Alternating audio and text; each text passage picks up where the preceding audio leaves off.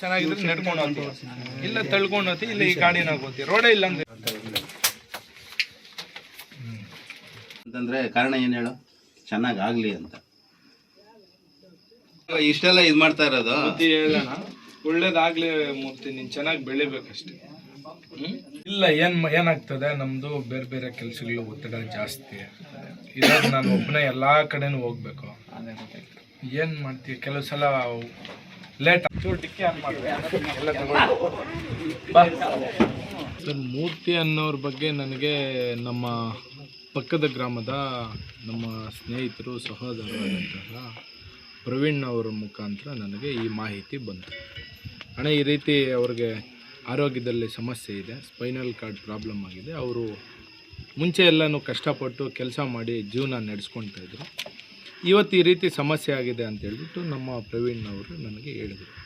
ಅವರು ಹೇಳಿದ ತಕ್ಷಣವೇ ಮಾರನೇ ದಿನವೇ ಸಂಜೆನೇ ಇವರು ನಮ್ಮ ಅಂಗಡಿ ಹತ್ರ ನೇರವಾಗಿ ಬಂದರು. ಬಂದು ಅಣ್ಣ ಇಟ್ಲ ಮೂರ್ತಿ ಇದೆ ಪ್ರವೀಣ್ ಅನ್ನಕ್ಕೆ ಸೊಪ್ಪಿಂಟಿ ಇಟ್ಲಣ್ಣ. ಹೌದಪ್ಪ, ಆಯಿತು, ಏನು ಬೇಕು ನಿನ್ಗಂದರೆ, ಅಣ್ಣ ನೀವೇನಾದರೂ ಮಾಡಿ ಸಪೋರ್ಟ್ ಮಾಡಿ ಅಣ್ಣ, ಸಾಕು.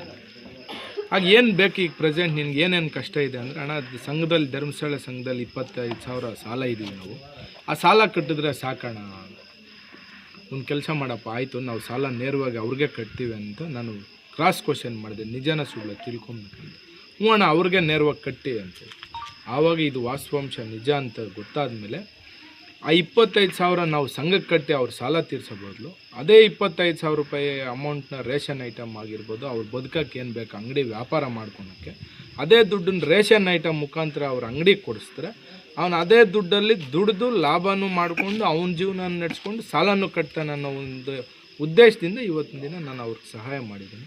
ದೇವರು ಇಂಥ ಯಾವುದೇ ಆಗಿರಲಿ, ಈ ಹಣವಂತರಿಗೆ ಜಾಸ್ತಿ ಕಷ್ಟ ಬರಲ್ಲ, ಜಾಸ್ತಿ ತೀರಾ ಬಡವ್ರಿಗೆ ಕಷ್ಟ ಬರೋದು. ಈಗ ನಾನು ಅನೇಕ ಬಾರಿ ಆಸ್ಪತ್ರೆಗಳ ಸಮಸ್ಯೆಗಳಿಗೆ ನಾನು ಹೆಚ್ಚು ಸ್ಪಂದಿಸೋದು, ಅದರಲ್ಲೂ ಕೂಡ ಆರೋಗ್ಯ ವಿಷಯ, ವಿದ್ಯಾಭ್ಯಾಸ ವಿಷಯ, ಇವೆರಡಕ್ಕೂ ದೇವರು ಶೀಘ್ರವೇ ಇಂಥ ಬಡವ್ರಿಗೆ ಈ ಕಷ್ಟ ಕೊಡದೇ ಇರಲಿ ಅಂತ ನಾನು ದೇವರಲ್ಲಿ ಪ್ರಾರ್ಥನೆ ಮಾಡ್ತೀನಿ ಸರ್. ಹರೀಶ್ ಅಣ್ಣ ಒಂದು ಸಲ ಮೀಟ್ ಆಗಿದ್ದೆ ಅಷ್ಟೇ. ಹರೀಶ್ ಅಣ್ಣ ಮೀಟ್ ಆಗಿದ್ದ ತಕ್ಷಣ ಬಂದು ರೆಸ್ಪಾನ್ಸ್ ಮಾಡಿದ್ರು. ಬಂದು ಇವತ್ತು ಮನೆ ಹತ್ರ ಬಂದು ಅಂಗಡಿ ಸಾಮಾನೆಲ್ಲ ತೊಗೊಂಡ್ಬಿಟ್ಟು ಮನೆ ಹತ್ರ ಹೋಗಿದ್ದಾರೆ. ಅವ್ರು ತುಂಬ ಏನೇನು ಕೊಟ್ಟಿದ್ದಾರೆ? ರೇಷನ್ ಐಟಮ್ ಎಲ್ಲ ಕೊಟ್ಟಿದ್ದಾರೆ. ನಮ್ಗೆ ಏನೇನು ಬೇಕು, ಅಂಗಡಿಗೆ ಏನೇನು ಬೇಕು ಎಲ್ಲ ಮೆಟೀರಿಯಲ್ ಎಲ್ಲ ಕೊಟ್ಟಿದ್ದಾರೆ.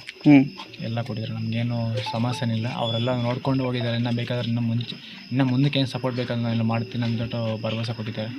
ಅವ್ರು ತುಂಬ ಧನ್ಯವಾದಗಳು ಹೇಳ್ತೀನಿ.